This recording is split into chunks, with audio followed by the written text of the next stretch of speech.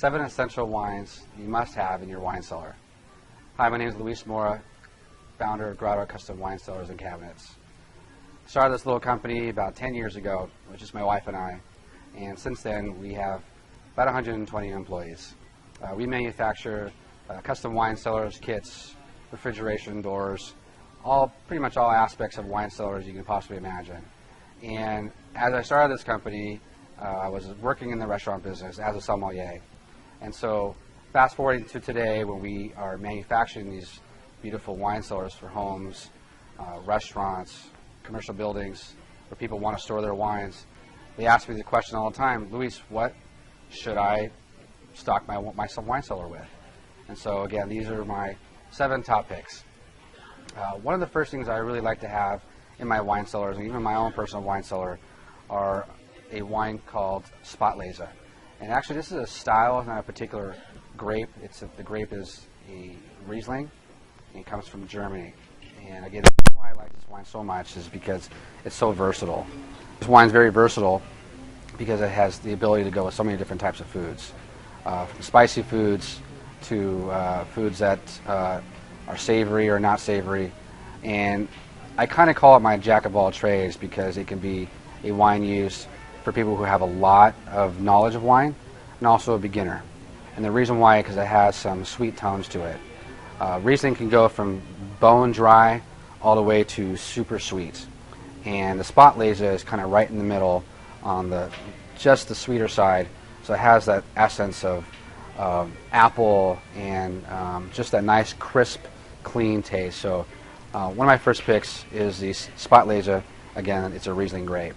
Obviously, Chardonnay is grown all over the world, and Napa is known for a Chardonnay. One area that I choose not to go is too deep in Napa because it gets too hot, and so therefore it has this big, robust flavor to it. So I typically stay toward the coast, more towards Sonoma coast, and also known as Russian River. Why? Is because it's a cooler region. It does have some heat, but not as heat as like Napa. So the Chardonnay is very crisp, clean, so a style that I like is Russian River. So is Russian River just on the coast? Is it a winery, or is it like a region in the Napa area? The Russian River is actually a region in Sonoma, which is parallel. You have a mountain region of Sonoma on the west side, and the east side over the mountain range is Napa. So you have a much cooler region being in Sonoma or Russian River. Cool. Now what's the next one? Sauvignon Blanc. Sauvignon Blanc. Again, another grape that can be grown anywhere in the world, but my favorite is in New Zealand. New Zealand, also a cool grape growing region, and the reason why that's very important, it never gets too hot.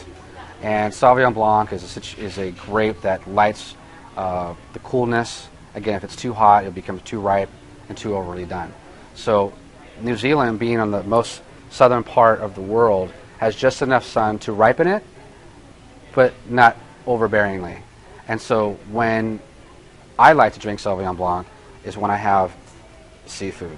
For example, oysters. When I drink a Sauvignon Blanc, it's almost like squeezing a lemon or a lime on top of an oyster. It has a really high acidity content, so it kind of makes you pucker, biting into a kind of almost an apple that's not quite ripe yet, or like a lemon. So I personally like New Zealand wines, New Zealand Sauvignon Blancs. Cabernet Sauvignon. Oh, wow, what can you say about this grape? Again, found all over the world. Some of my favorites are found in France.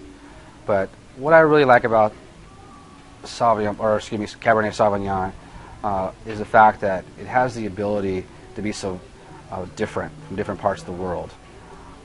Or some of my favorites are found in the mountain districts of Mount Veeder and Spring Mountain of Napa region. So that's in California? It's in California, it's in Napa, and the reason why I like these mountain style wines is because it's like anything else in life. The more you struggle, the more mature you are.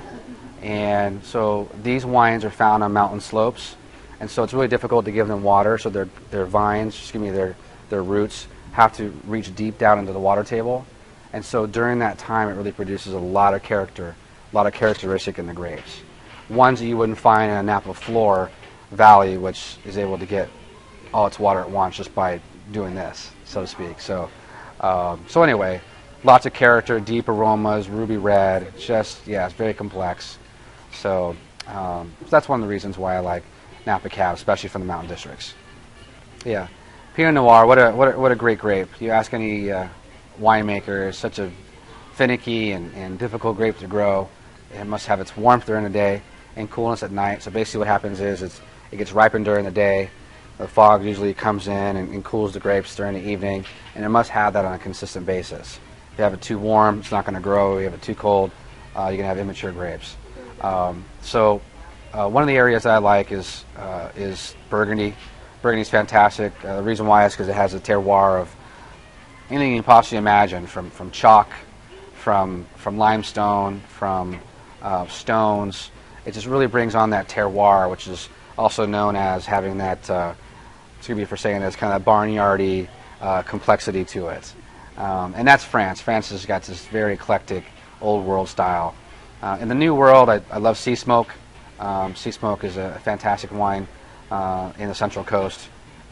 So, you know, I like old world and new world, but prefer the old. Merlot, my preference is on the right bank of Bordeaux, obviously the most expensive region of Bordeaux. And so any of you out there who enjoy Merlot, you're going to obviously understand the right bank. And consequently, the most expensive bottle of wine in the world comes from the right bank of France. Syrah is the grape, and the Shiraz is a style. And Shiraz comes from down under, down in Australia. Very big, very robust. Has the ability to go great with barbecue and barbecue sauce, and just a deep red ruby type of grape. And so I typically like Penfolds, which is, you know, who doesn't like it? It's just a beautiful wine. The 707 or the Penfolds Grange are both fantastic Shirazes that put Shiraz on the map for Australia. Thank you for taking your time to listen to what I feel are the most 7 essential wines I have in my wine cellar. But please feel free to contact me and let me know what your favorites are. There's so many regions of this world, there's so many delicious wines, and please email me or contact me to give me your insight.